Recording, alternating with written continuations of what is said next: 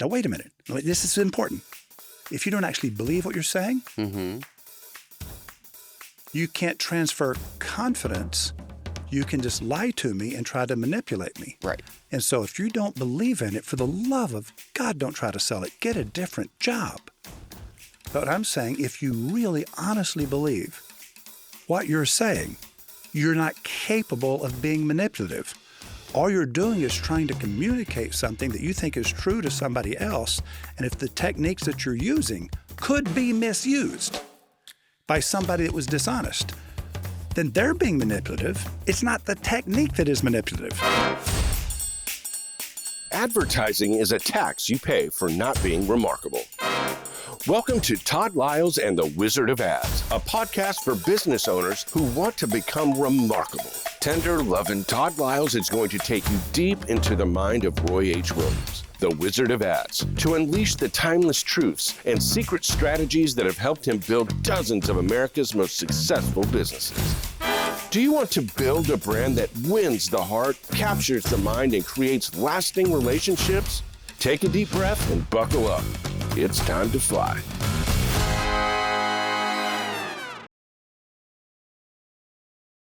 Today, we're taking on a word that makes a lot of people squirm: manipulation. Because people assume that advertising manipulates folks into buying things that they don't need. It's the reason why so many business owners say, I don't want to be salesy. But you and I know that the real power of advertising doesn't come from pressure or trickery. It comes from trust and imagination.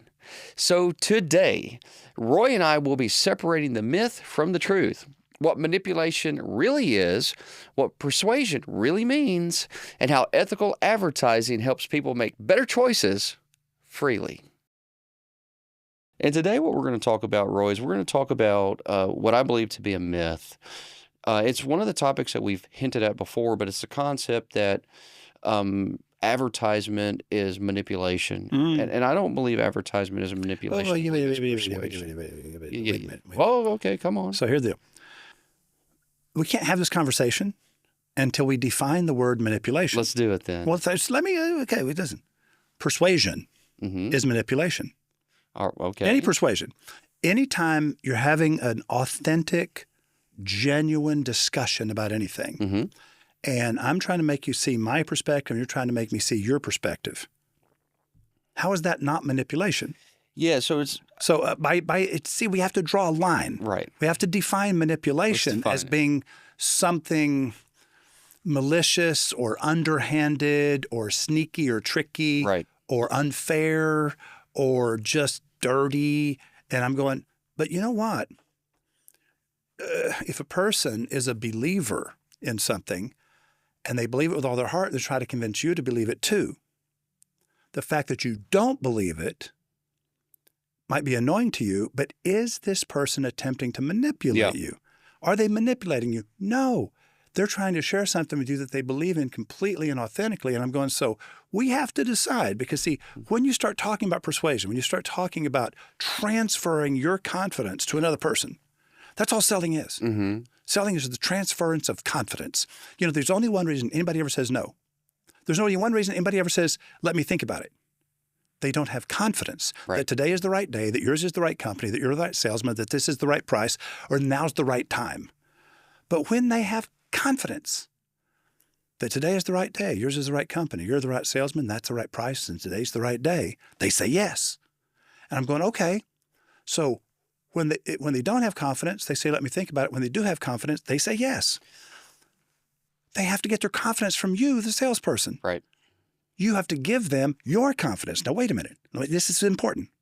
If you don't actually believe what you're saying, you can't transfer confidence. You can just lie to me and try to manipulate me. Right. And so if you don't believe in it, for the love of God, don't try to sell it. Get a different job. But what I'm saying, if you really honestly believe what you're saying, you're not capable of being manipulative. All you're doing is trying to communicate something that you think is true to somebody else.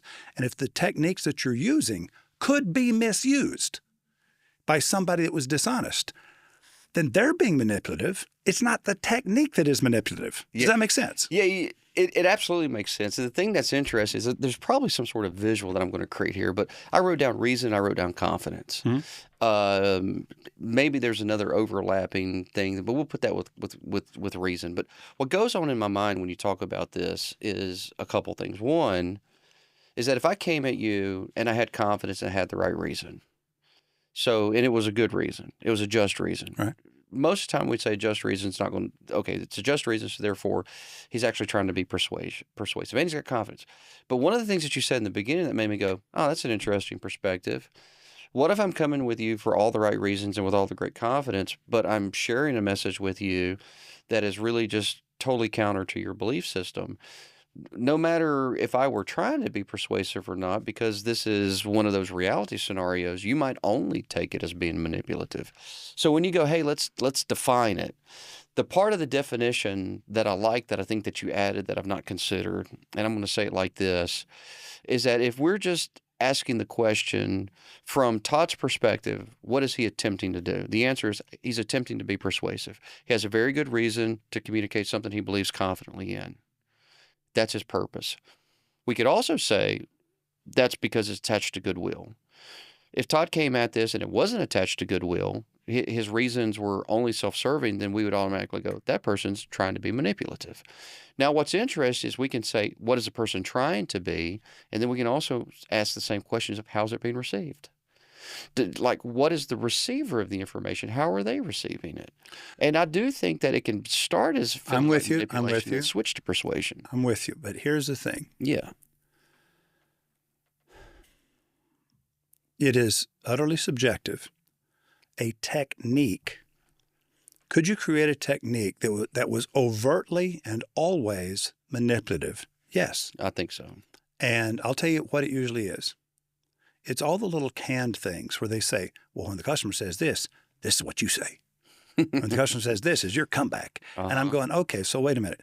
They're trying to teach you what to say, and you don't have to believe it. You don't have to actually, doesn't need to even be any truth in it, because your trainer, your coach, your sales manager just taught you how to be a parrot. And so you're just the echo of your sales trainer. Right. If you're going out there and repeating what you were told to say. Agreed. And so I'm going, so yeah, that's just where two morons met. And one taught the other one to be an idiot.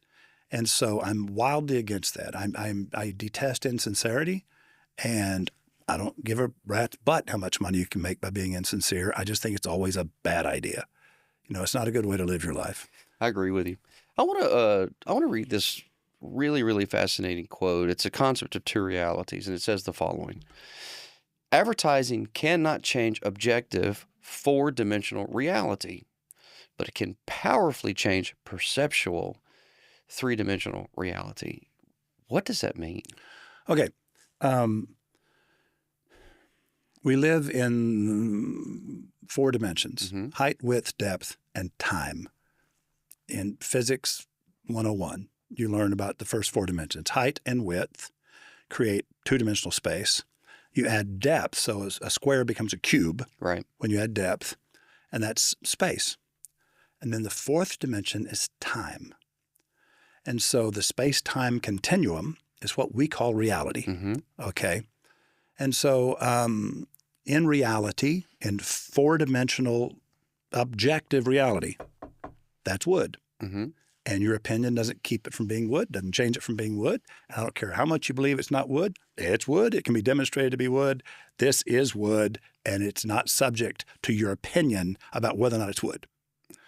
But you live most of your life, Todd, alone in a private reality that is the mind of Todd Liles. Yeah. Now, what happens is, does it have height, width, and depth? Yes. The visuospatial sketchpad of working memory is the mind's eye. And you can imagine things, you can see things, you can experience things in your mind. And you do it when you watch movies, you do it when you watch TV.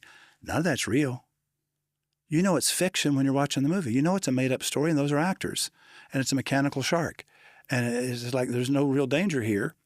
But yet, half of your brain doesn't know fact from fiction, true from false, right from wrong, or it just doesn't care. That's the left brain's job.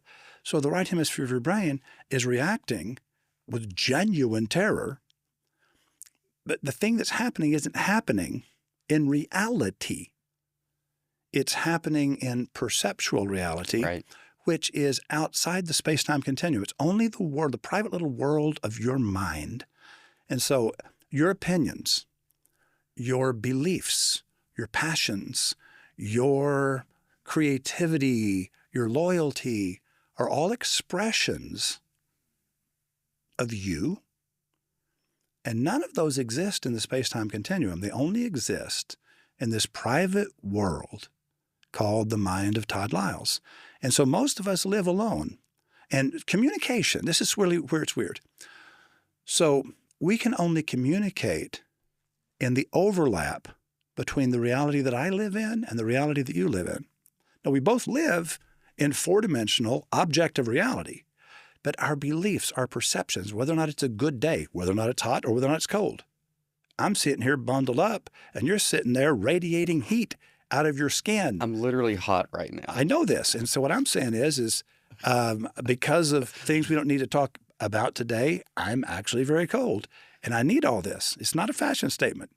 And so whether or not it's hot or cold is literally determined by the response, as you were saying earlier, the response of the person. No, it's cold to me, and it's hot to you, and it's the same temperature in the room. Yeah. So in my perceptual reality is utterly subjective, and it is up to it. So what's your favorite food? My favorite food is probably the reason why I'm struggling with this, Roy, is I have so many foods that I Just pick adore. one. So I'm gonna go steak. Steak. No. Steak is not good. Steak is not your favorite food. Wait a minute. But it is, Roy. Well, what I'm saying is, it's like my I sound favorite like an idiot because I'm speaking to the God of Todd Liles' world. Todd Liles, may he live forever. I'm speaking to the master of Todd world, and I'm trying to tell him about something in Todd world that I've never lived in. Right. I've never even visited Todd world. And so communication can only happen. But here's what happens. When a person responds to a subjective reality, as though that can be wrong, no, the man can like steak. It's not up to you whether or not he likes steak. He can like it, and you can dislike it, and that doesn't change the fact that it is steak, right? And so that's the difference between perceptual reality and objective reality. I want to tell you something that I find interesting about what you said about the statement of time. Because Shannon and I went on a walk yesterday, just me and her. It's like, hey, let's go for a walk. So it's probably 5 o'clock. It's the time of year where the sun's going down a little bit earlier, but we've still got another hour of daylight. And as often when I'm just hanging out and visiting Shannon, I just feel that love for her, right? And I'm telling her, it's like, hey, I love you so much. And then we started talking about how long different animals live. And I turned to her and I said, hey, let me ask you a question, because I'm sitting here thinking about this. If we had these amazingly long lives, let's say our life on average was 5,000 years, and we knew it was 5,000 years. Because we're past the age really of having babies, and, it's like, I'd love to have another kid, but probably not at that age. But I said, do you think that I would love you as much as I love you now today if we knew that we had another 5,000 years in front of us? And she goes, heck no. She immediately said, no. She said, we'd be bored with each other, and if it was 5,000 years from now, we might have been married 100 different times. And I said, I don't know. She goes, no, I think you're being really romantic and whatnot, but I'm like, I'm not sure. I said, I think there would be couples that would still make it to 5,000 years, and some wouldn't. Most would probably do what you said. She goes, I think it's the fact that we know this is going to end that makes it so sweet. Huh. So she layered in her dimensional time, and I'm over here going, I'd love you forever. And she's like, nah, I'd be done. I'd have a couple hundred down the line. And I don't think she means it. No. But I have one other thing that I was thinking about. We went to Disney a couple weeks back. I think I told you that. And we rode this ride. It's a brand new ride. It's a Guardians of the Galaxy ride, which is based off the movie. So it's really neat, right? And the thing that's different about this roller coaster is that, first of all, they send you in backwards. But the roller coaster is on a track, which is not new. but it's also mechanically tilting. So it will point you in the direction it wants you to look. Mhm. And when you're on, and it's completely dark except for these screens. You're not sure how you don't know if they're projectors or what they are. I'll tell you what it is. But it's making you see what it wants you to see the whole time. And then at another point, it'll flip around and you look like you feel like you're circling the moon. Mm. And it's amazing. It's absolutely thrilling. You don't know how fast you're going, but you're absolutely convinced you're going 1,000,000 miles an hour. Well, my sister went back after Shannon and I left. She wanted to ride it one more time, and it broke down. And all the lights came on, and she was telling me like how it looked. So I went and I looked it up. And there are videos where people, same thing happened to them, and they ride the ride from beginning to end, and every light's turned on. So what is normally in the dark, except for a few movie screens, you see everything. You see the track, you can see the screens, but the lights of the ride are way overpowering compared to the LED projectors. And when you watch it, as you go through, you go, you know what? Disney is a master, whatever word you want to use, persuasion or manipulation. They're an absolute master, because when you're on this ride and they're having you look at just what they want you to see, when they're pointing you and they're moving you, you think this ride is going 100 miles an hour. You think it's absolutely amazing. And when all the lights are up and you can do like this and you can see all the things that are happening around you, you realize that if they weren't pointing you visually to where you needed to see, you would have a horrible experience. Right. If they turned up the lights, you'd be bored to death. You'd realize you're only going about 20 miles an hour. Let me offer you a word. When you were saying you didn't know what to call what Disney was doing, right? Let's call it illusion. It's illusion. It's illusion. Absolutely illusion. Now, here's the thing. When I say the word illusion, at least half the people think, oh, yeah, that's trickery, that's fake. Nope. Anytime you look at something and you see beauty, that's an illusion. It's neither beautiful nor is it ugly. Your reaction to it is what causes you to say beauty. It triggers something in you that is pleasing and lofty, and it is wonderful. And you say, that's beautiful, and you mean it. But the thing itself doesn't possess beauty.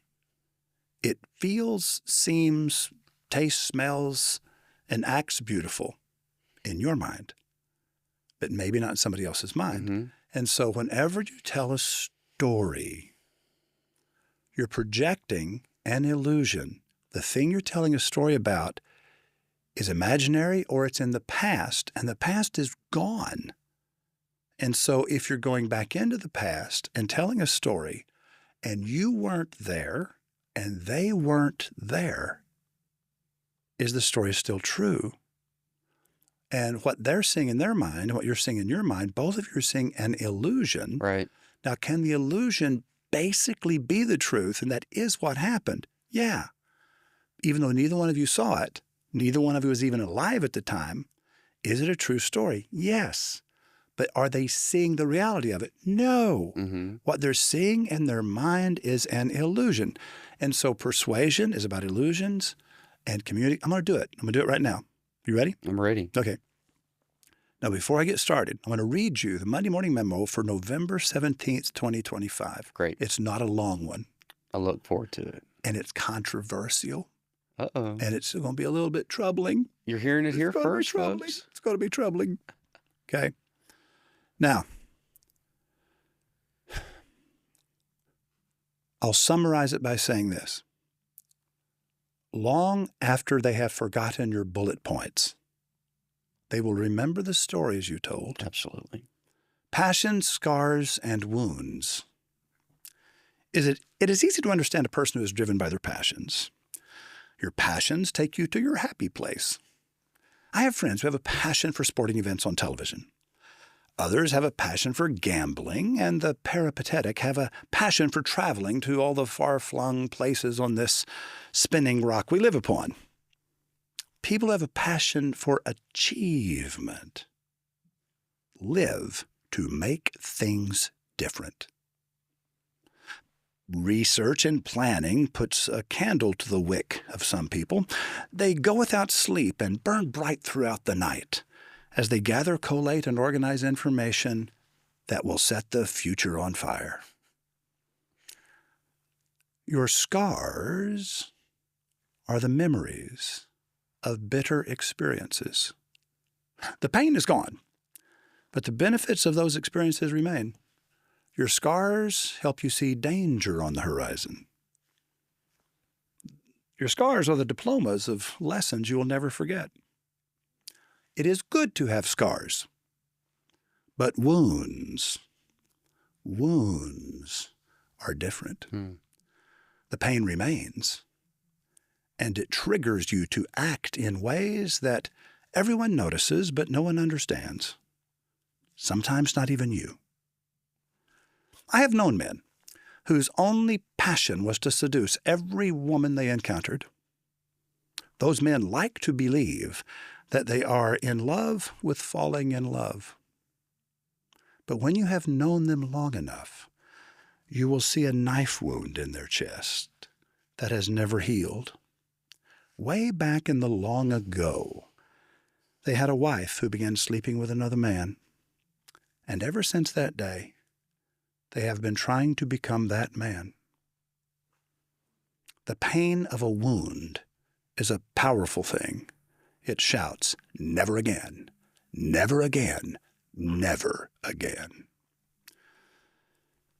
I don't believe any of those men have ever figured out why they feel driven to become the living embodiment of the imaginary Don Juan. And I have never felt that it was my place to tell them. Every person is formed by their passions, their scars, and their wounds. Even imaginary people. All the famous characters in literature were created from their passions, scars, and wounds. Novelists, playwrights, and screenwriters know this. Ad writers do not. This is why most advertising is dull, dead, and untwitching. When an ad writer is guided by the ambitions, demands, and expectations of their clients, you can expect to hear the glorious trumpets of a ringing call to action. Come, come now, give me your money, hurry, hurry, hurry, I want your money today, today, act now, don't delay. We are not enchanted by these ads. Did it ever occur to you that every successful brand is a character that lives in the mind of the customer? A successful brand is driven by its passions, its scars, and its wounds. Passion. Why does this brand exist? What is it chasing? What love does it represent? Scars. What does this brand know? What has it learned? Can I trust this brand? Wounds. What is this brand trying to erase from the earth? To what does it shout? Never again, never again, never again. Roy, that's very good. You are a poet. I think you know this. And what you said specifically about the wound, where everybody that's trying to, be a seducer of as many women as they possibly can, and then you hit it right dead in the center. They probably had someone that wounded them very deeply. There's a dramatic truth to that. Now, here's the thing that a lot of people are asking themselves right at this moment. What's offensive about it? Nah. They're going to say, well, I don't believe that about a brand, has to be trying to eliminate something from the world, or that it's, got something it's trying to erase or stop or fight against. No, you're wrong. Most brands aren't aware of the thing that they really stand against. Right. But if you are not trying to make something disappear, if you're not trying to make something go away, if you're not fighting against something, then your product or your service has no purpose. Right. Because the purpose is to change something and increase someone's happiness. Do you know why yoga pants exist? Yes, because blue jeans are too tight after a big Thanksgiving dinner. Nope. My attempt at funny. Yeah, Actually, I don't know why they exist. No, it's real simple. Now, see, you can say, well, yoga, there's yoga pants, it's for yoga classes. Yeah. That's what we all tell ourselves, and that's what the brand believes, and it's all about yoga, and it's all about working out, and blah, blah, blah, blah. No, why did it become so popular? Why did it become a big multi-billion-dollar industry? You know what they're fighting against? Cottage cheese thighs and flabby asses. Bottom line. And if you are trying to get rid of cottage cheese thighs and flabby asses, you put on yoga pants and you look tight, taut, and firm, right? And fit. They lift and separate. Now listen, the bottom line is I'm totally serious. I'm deadly serious. And I'm going, when you write ads, you have to go, okay, what is actually happening here? What are people? They don't want to admit it to themselves. The brand certainly isn't going to put it that way because it's crass. But the real truth is, you like the way you look in the yoga pants, girls. I'm sorry. We like the way you look in the yoga pants also. Let's all be honest. But my point is, until the ad writer actually understands the transaction that's happening, the one that no one talks about, no one admits, and maybe no one's even aware of, now you can speak to that without speaking quite as directly as I just did. Mm-hmm. Does that make sense? Yeah. And I'm saying until you know what this brand actually, why does this brand exist? What is it chasing? What does it believe? What love does it represent? It's chasing some kind of an identity, some kind of a purpose, some kind of an adventure. And so what does this brand stand for? And if you relate to that idea, then you're attracted to that brand. Mm-hmm. It believes in something that you believe in. Now, scars. What has this brand been through? What has it learned?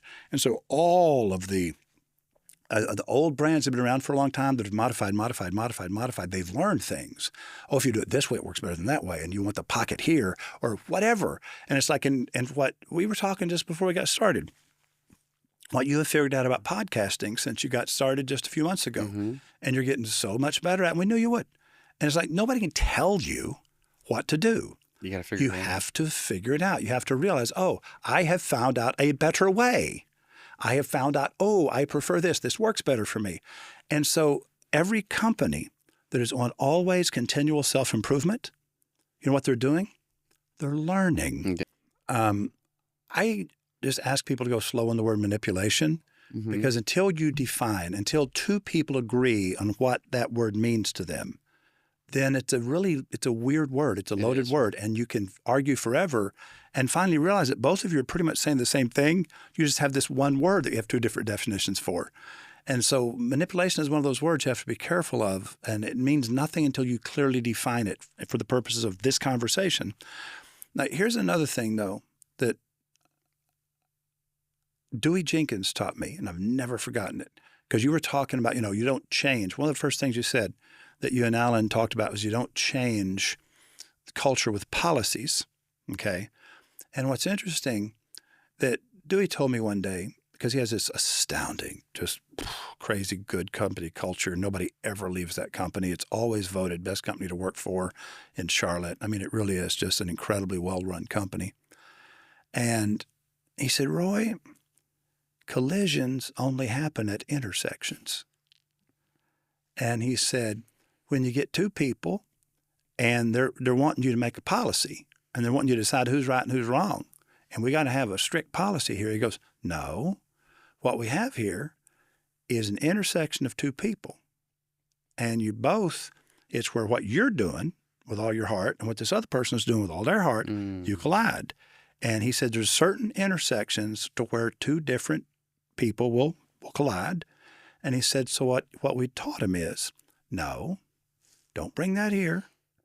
You sit down and you say, okay, let me tell you what I need. And then you tell me what you need.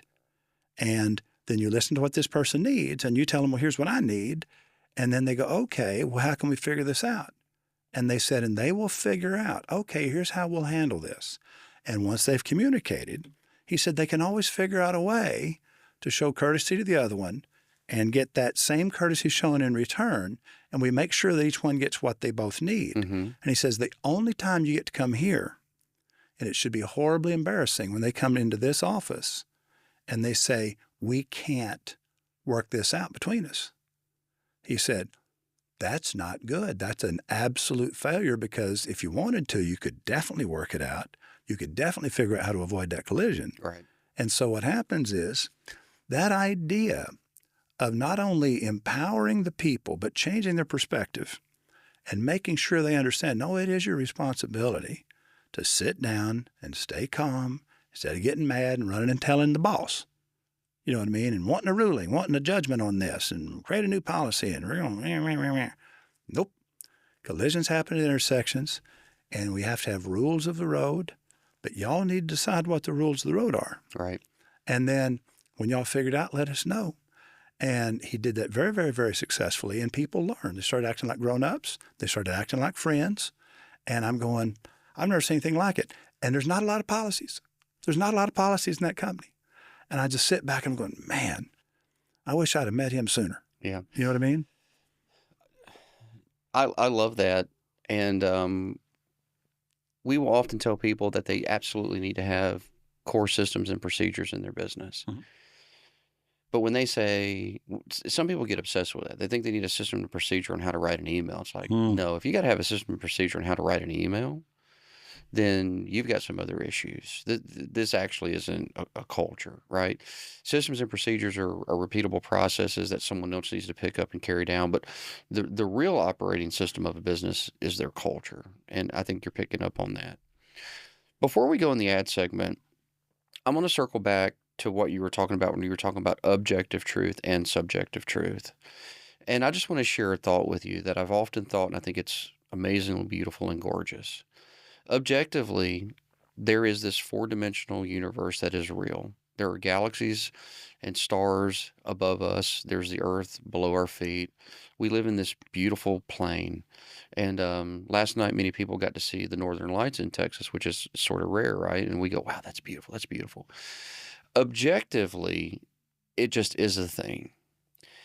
And if you are a person of faith, then you believe God brought humanity here, and humans have this ability to do something that the rest of the universe at large doesn't have to do. And I'm not talking about breathing and eating and living, because many animals do that. Humans have the ability to hold things into subjective value. They can see something and say, that's beautiful. So if you have a faith base, that's awesome.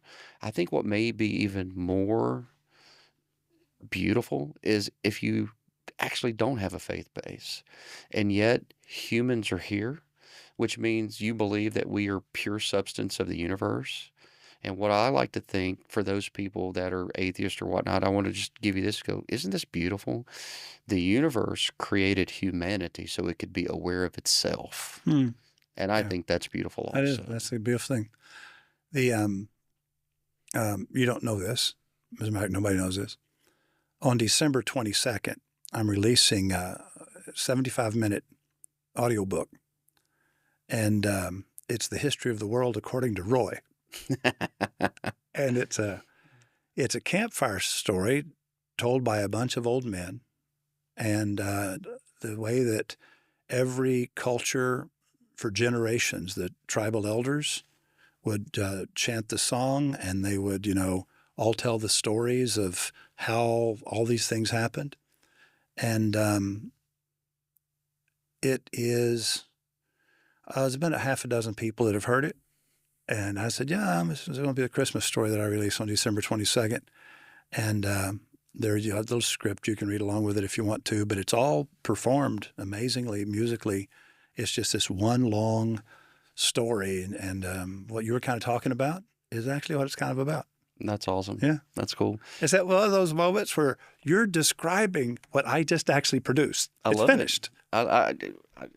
We are so often on the same page, even when we don't. It's really weird. It's really weird. It's really weird. I'm listening to that and I'm going, it's always like it. I didn't tell him anything about it. He hadn't seen it. He hadn't heard it yet. I'll play some of it for you later. That'd be great. All right. All right, Roy, let me show you an ad. And for the listener, if you go over to our website, toddliles.com, and search for the Wizard of Ads, you're going to be able to see this one, because what we have here is we have the original ad from Doyle and Dane and Bernbach in 1962.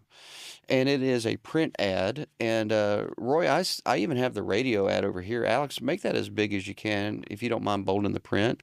I'm going to read the print ad. And Roy, you've got that beautiful radio voice. I'm going to ask if you will read the original radio ad. This is the original ad from 1962 that went with it. But in the print ad, they have a beautiful young woman with like a slightly longer than bob haircut. She's smiling, the wind's slightly blowing her hair. And this is what it says. It says, Avis can't afford not to be nice or not give you a new car, or not give you a new car like a lively super torque Ford, or not know a pastrami on rye place in Duluth. Why? When you're not the biggest in rent-a-cars, you have to try harder. We do. We're only number 2. Now, Roy, can you see that, or do we need to make it a little bit larger? I think I can probably read it. We'll talk about this. I was alive in 1962. Avis is only number 2 in rent-a-cars, so why go with us? We try harder. When you're not the biggest, you have to. We just can't afford dirty ashtrays or half-empty gas tanks or worn wipers or unwashed cars or low tires or anything less than seat adjusters that adjust, heaters that heat, defrosters that defrost. Obviously, the thing we try hardest for is just to be nice. To start out right with a new car, like a lively super torque Ford and a pleasant smile. To know, say, where you get a good pastrami sandwich in Duluth. Why? Because we can't afford to take you for granted. Go with us next time. The line at our counter is shorter. So they're just owning the fact that they're not number 1. Well, see, here's what's interesting. Hertz, see, they don't have to refer to Hertz because everybody knew who was number 1. Hertz was bigger. It was the only name anybody knew. There was no number 2. There's Hertz, and then everybody else combined, like 7 other companies, wouldn't be a pimple on Hertz's butt. And it's like there's just nobody mattered. They claimed to be number 2 because nobody knew who was number 2. Yeah, they probably weren't even number 2. Huh? No, it didn't matter because nobody could prove who was number 2. It didn't matter. It was completely irrelevant. And so Avis simply, here's what they actually did. They associated themselves as a competitor of Hertz, and now everybody else was outside the picture. It's called counterbranding. Counterbranding is when everybody knows the name brand. And then you say, okay, we are their nemesis. We are the people that fight with them. And I goes, oh, okay. Now, what does that actually say to the reader, the listener, the viewer, the customer? They're legitimate. They're equals. Yeah. They're peers. They wrestle with each other. They battle each other. And so all of a sudden, they basically became, in the statement, we're number 2, we try hard. That's why we try harder, right? They became much bigger in the mind of the customer than the company actually was. And so they're claiming to be almost as big as Hertz. Roy, do you know in the Coca-Cola and Pepsi battle, because they are both well known for doing that. Yeah. They take a very good-natured jab at each other all the time. It's never mean. It's never over the top. But and I can't even tell you how many I've seen. But what I know is sometimes Coke comes out the winner. Sometimes Pepsi comes out the winner. And oftentimes it'll be the Coke delivery driver that's having a cold Pepsi when he really wants to enjoy something, or vice versa, right? It's good-natured. At the same token, someone had to be going, hey, boys, I got this idea. And somebody else had to have been going, oh, you're trying to get us sued. Are you crazy? Right. So I don't know if you have any backstory on that, but do you have any backstory on how that Coke and Pepsi can't? Because they've been doing that for years, as long as I can remember. Okay, so McDonald's and Burger King both learned a hard lesson, and Coke and Pepsi both learned a hard lesson. Whenever things did get weird, and then they realized how easy it is to think you're doing the smart thing and you're doing a really, really, really dumb thing when people get worked up. So for Coke and Pepsi, what it was, there was a thing when I was a little kid, the Pepsi Challenge, and they set up in thousands of grocery stores, and they said, we are going to pour 2 colas for you. It's a blind taste test. Now, see, every Pepsi drinker thinks, oh, I hate Coke. I just drink Pepsi. Pepsi's the only one I like. And Coke drinkers, even worse than that. Oh, I wouldn't drink a Pepsi if it was I'd die of thirst before I'd drink a Pepsi. And so I know what Coke tastes like, and I'm a Coke man. And so they did this blind taste test in these grocery stores. And then they just poured in 2 little cups, 2 black liquids, and, which one do you like better? And overwhelming percentage like Pepsi better. And so what did Coke do? I'm guessing they did a blind taste test as well. They changed the formula of Coke. Is that why they changed it? Yes. It was a response to the Pepsi challenge. Oh, wow. And so all of a sudden they launched New Coke. Oh, terrible idea. And so, no, New Coke came and went. It was only around for a year. And they said, uh-oh, people are losing their minds. Because, see, Coke was a legacy heritage brand, and we don't care how it tastes. It's the original cola. It's been around since 1886. John Pemberton created Coca-Cola in Vicksburg, Mississippi. Okay. And so what happens is, and it was in the South. So it was only 8 years later, 1994, that Pepsi was born. But it's the chrome and glass modern set. You know what I mean? It's the up and comer. It's the newbie. And so it's a 140-year-old newbie. Yeah. You know what I mean? But at the same time, Coke was the original. Coke is the real thing. And so that idea, the public lost their mind, and they demanded old Coke back. So they brought back Coke Classic. And then people said, you can keep that New Coke crap. New Coke tastes like Pepsi. And so New Coke went away.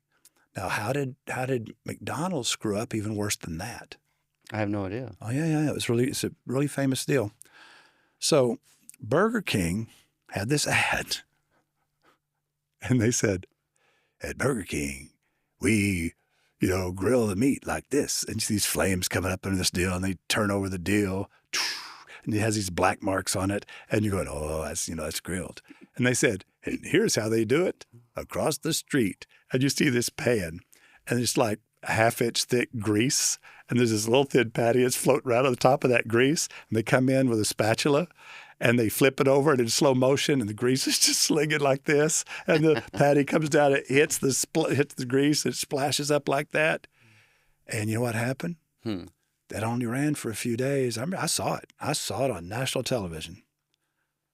McDonald's sued them. Sued them in federal court. And you know what Pepsi did? Gave everybody several days off and threw a party. Everybody gets a bonus. We have a party. Why? Because we made McDonald's blink.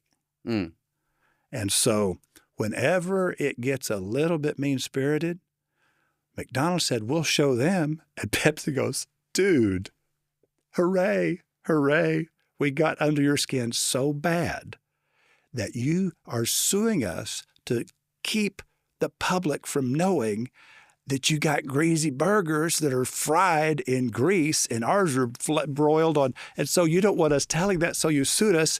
People can see what's happening here, dude. Please sue us again. And so Pepsi did it to Coke. Coke blinked and changed the formula. Burger King did it to McDonald's. McDonald's blinked and sued them. And I'm saying, so whenever tempers flare, people do dumb things. That's good. We're going to call that episode. That's fascinating. I remember, I think I do, but maybe I don't. I feel like I might have been young enough to remember when New Coke came out, but I don't.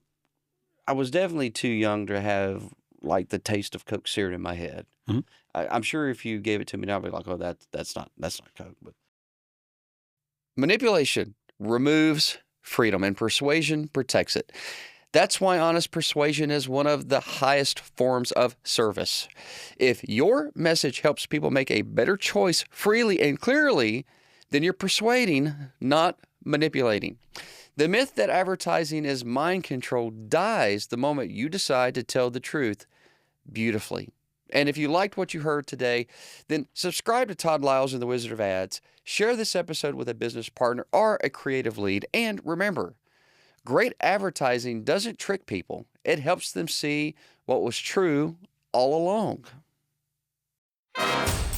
You've been listening to Tender Lovin' Todd Liles and the Wizard of Ads, where the bold win and the remarkable reign.